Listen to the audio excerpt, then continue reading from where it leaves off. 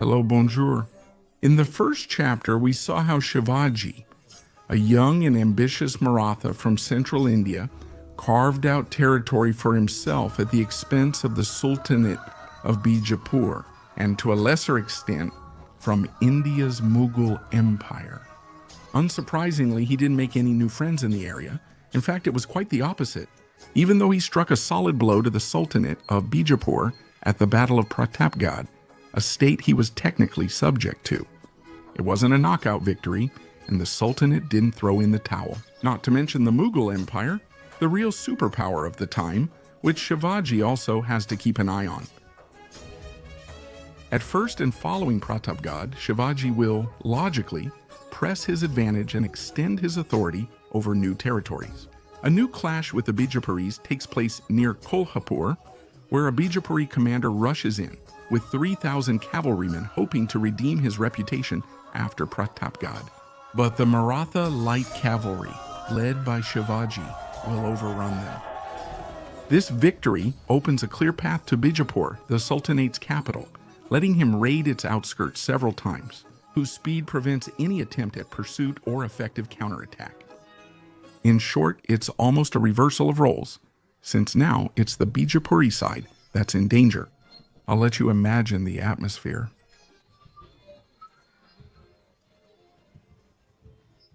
The Bijapuris, recognizing the serious threat from what they still label a rebellion, are preparing to plot. At the same time, with both the Mughals and the neighboring Sultanate of Golconda, so that they can come and give them a hand.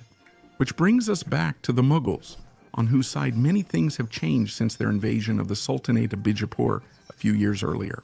And yes, meanwhile, in the powerful neighboring Mughal Empire, Aurangzeb, remember, he's the prince who wanted to seize the throne of Bijapur. A few years earlier, he won the War of Succession and took his place on the throne of the empire. Hearing about the Sultanate of Bijapur's defeat, he naturally regains interest in the region, especially since, as historian Sarkar notes, he had clearly recognized the threat Shivaji posed to both the Mughal Empire's southern border and the Sultan. Aurangzeb's letters with his officers confirm this. In fact, the weakened Sultanate and the empire easily agree on the need to eradicate the threat posed by Shivaji, which the Sultanate was unable to deal with. The empire intended at the very least to recover its few forts held by Shivaji, and of course to gain some new lands. The Mughal emperor appoints Shaista Khan, a skilled general, as the new Deccan viceroy, assisted by an experienced commander, Rajput.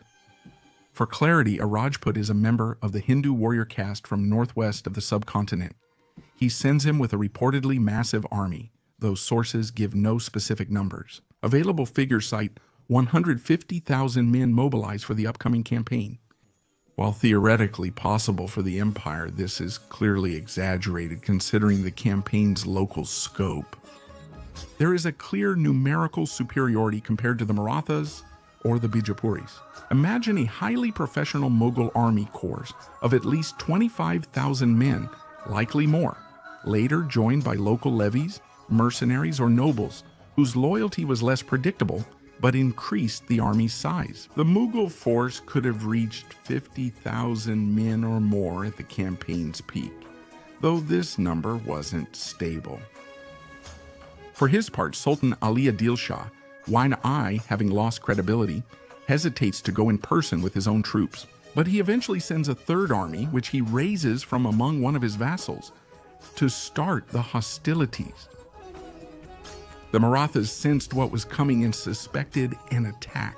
They're threatened not just by the Bijapuri advancing from the south, but also by the Mughals assembling an army in the north. You don't have to be a top strategist to grasp the Marathas' position. The very existence of Shivaji's creation is in serious danger. At this point in history, Shivaji goes to the most urgent matter and marches with part of the Maratha army against the Bijapuri attack in the south, while leaving one of his loyal followers responsible for containing and slowing down the attack, Mughal that he sees coming. Once he arrived in the south, Shivaji avoids direct conflict with the Bijapur Sultanate's 12,000 to 15,000 troops, led by Abyssinian general Sidi Johar. This time, Unable to stop the Bijapuri advance in open terrain, Shivaji is forced to take refuge with his troops and close associates in a fort he recently conquered from the Bijapuri. Exactly. The fort is then besieged, and the refuge turns into a dead-end trap in which Shivaji is caught, with almost a third of the Maratha army and his family, whom he had brought with him to prevent them from being captured in his absence. But he will still manage to get out.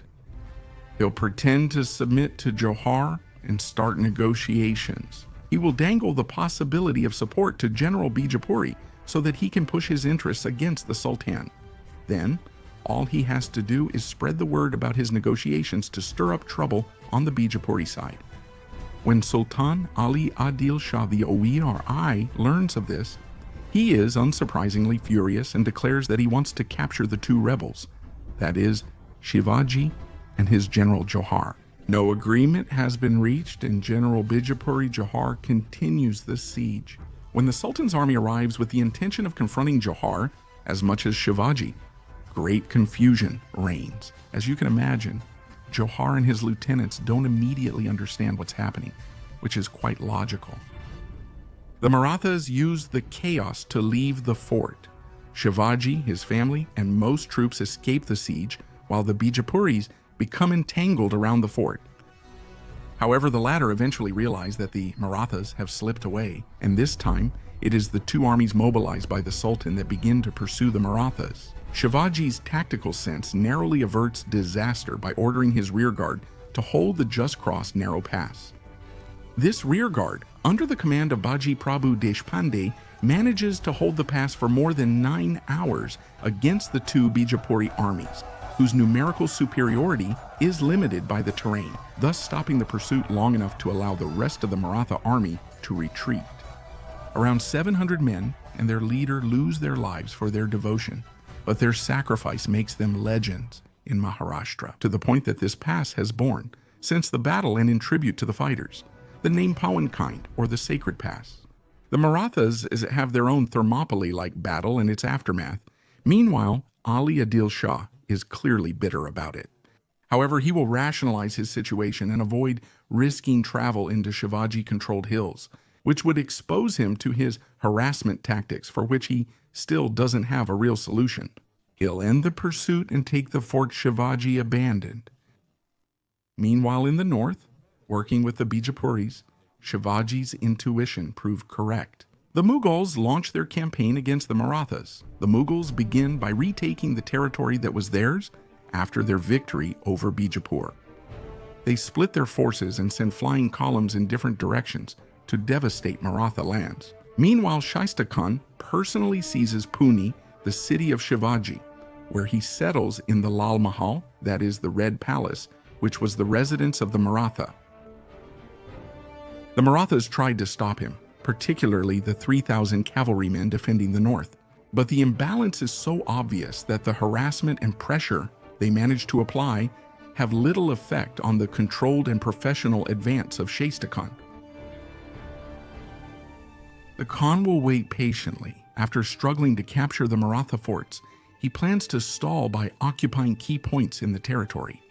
In 1661 and 1662, the Marathas used many mountain forts to harass the Mughals, using surprise attacks, moving columns, supply trains, or foragers. Shivaji again confronts Bijapur's troops, now led by Sultan Ali Hadid Shah, Capture I. As you have understood, they will once again apply their military logic, playing both on the strategic and tactical levels and aiming to compensate for their inferiority in both numbers and equipment by relying on strong troop mobility and by using various tricks and tactics to disorganize a more powerful enemy so that they can then defeat them.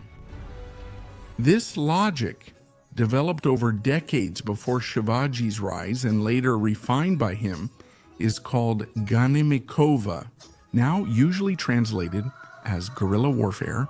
It could also mean victory through cunning, and which lies somewhere between war of attrition, small-scale warfare based on movement, and sporadic combat. In the case of a significant advantage, Ganimikova thus turns the situation around once again. He inflicts heavy losses on the Sultan's army and eventually defeats the Sultanate, which cannot counter this strategy. As a result, the Sultan of Bijapur, Ali Adil Shah Akbar Chuduri, requests a truce which the Marathas accept, allowing them to direct all their efforts against the imperial troops, Mughals. The situation in the north is no less critical, and the fall of Pune has been a major blow. Marathas remain hopeful and continue raiding imperial territory behind the lines in order to recover the resources they need and to try to force the Mughals to move. However, this strategy will not work, and the Mughals do not take the bait. The imperial commander's experience likely contributes, causing the war to stall. Early 1663, after months of harassment, Shivaji plans to retake Pune and its surroundings from Shaista Khan's occupying army. As usual, there are multiple versions about how this plan was executed and its nature. What I present to you here is what seems most credible to me, based on the analyses made by the sources I rely on. Shivaji and about 400 of his men carry out the operation and manage to enter the camp by posing as imperial soldiers. Despite Mughal precautions, Shivaji, familiar with the city, enters Lal Mahal with about 20 companions. Lal Mahal was his residence. Before the city fell to the Mughals, Shaista Khan set up his quarters and established his harem there. Meanwhile, the warriors who stayed outside took positions to cover their retreat. After removing those who blocked them and could have exposed them, the Marathas dispersed. Death hit the guards and the general's entourage, killing at least one of his sons and nearly killing the Mughal general, who barely escaped through a window, leaving behind one of his thumbs, or possibly all his fingers, cut off by one of Shivaji's companions. At the same time, some of the Marathas who stayed outside forced the musicians from the Khan's entourage to play. At first, this allowed them to cover up the commotion by making it seem like a celebration, which made the situation especially confusing. However, the commotion and shouting eventually alerted everyone, and while calls to arms are rising everywhere, the Marathi and his men take advantage of the total confusion to slip away. This plan, frankly bold and meticulously prepared, is a real success that will greatly contribute to Shivaji's prestige in the Deccan. The impact on Mughal morale is devastating. After months of guerrilla warfare and this operation, Muslim soldiers now see Shivaji, as historian Sarkar notes, as a devilish figure who could appear any time to kill them. Deeply humiliated and personally affected, as you can imagine, Shaista Khan withdraws with his entire army to Aurangabad. Before the emperor dismissed him as viceroy of the Deccan and sent him to Bengal, where, since he was far from being an incompetent man, he would be much more successful. Shivaji retakes Pune and nearby forts, raising the Maratha saffron banner over their lands again.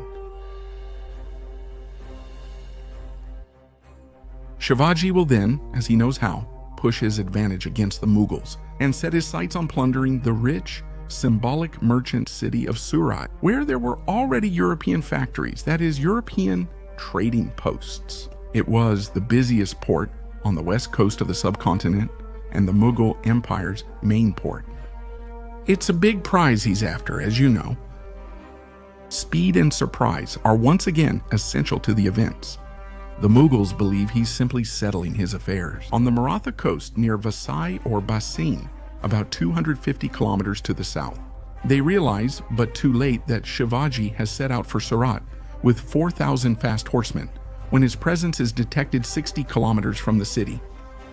The next morning after this alert, he is already at the gates of the city, effectively preventing any organized response. The Mughals, who, it must be said, did not expect such a move. Their situation is worsened by the governor's lack of military resolve, as he chose to barricade himself in the fort as soon as he learned of Shivaji's approach, without trying to organize any kind of defense for the rest of the merchant city before the Marathas arrived, leaving the city itself completely at their mercy. The city, quickly abandoned by much of its population, was looted for 4 days and then set on fire. While it would take an intervention force from the Mughals 11 days to arrive, far too late to catch the Marathas.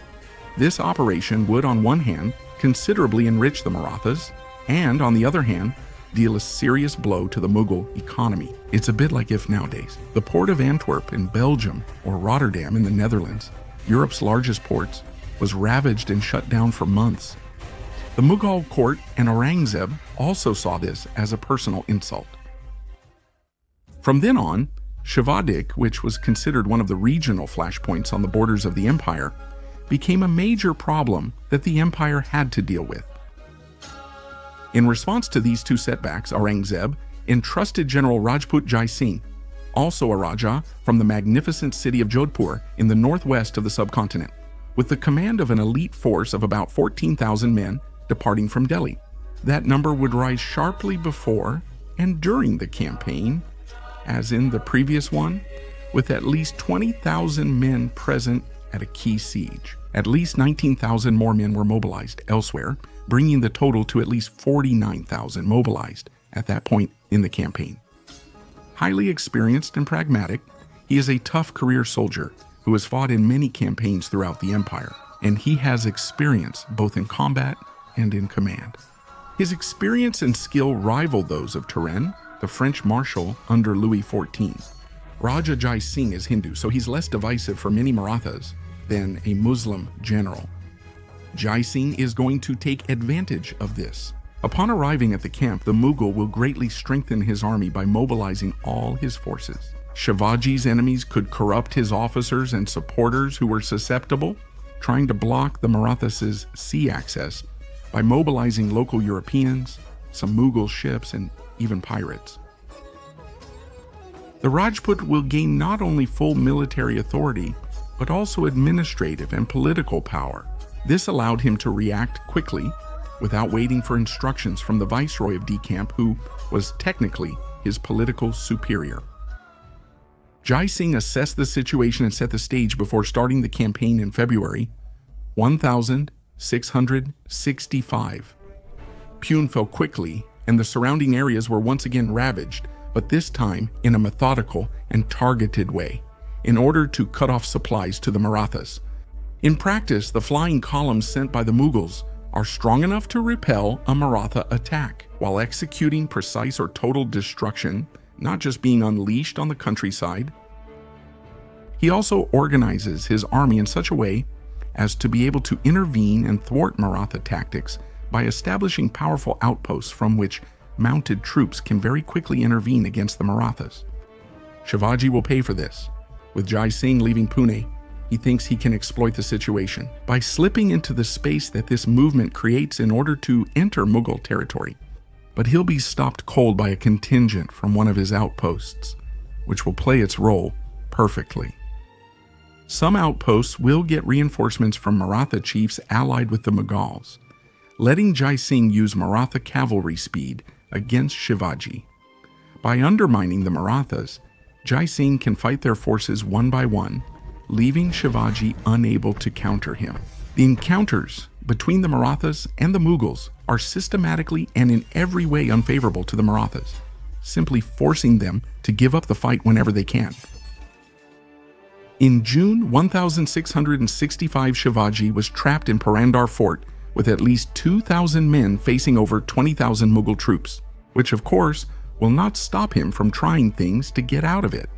To give you an example, Shivaji, who is clearly trapped, is going to act boldly and try to convince Jai Singh that it would be much easier to attack the Bijapuri than to try to seize Purandar, which was indeed a powerful mountain fort, as well as his other mountain forts.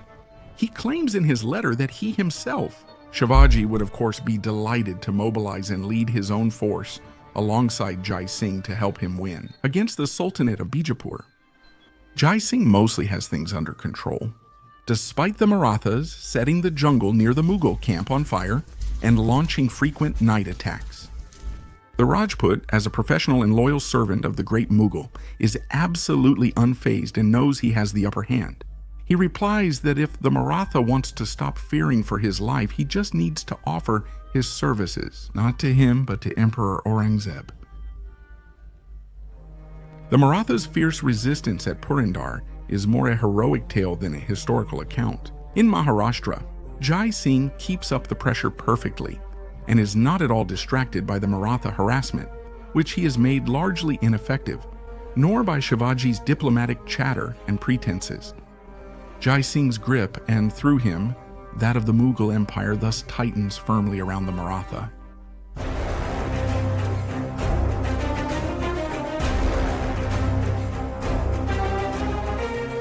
Thanks for watching part 2, and thanks to everyone for your support, whether it's on Tipeee, Utip, in the comments, or with likes. With that, I'll see you soon for the next part if it's online, or for the discovery of the Song of Roland.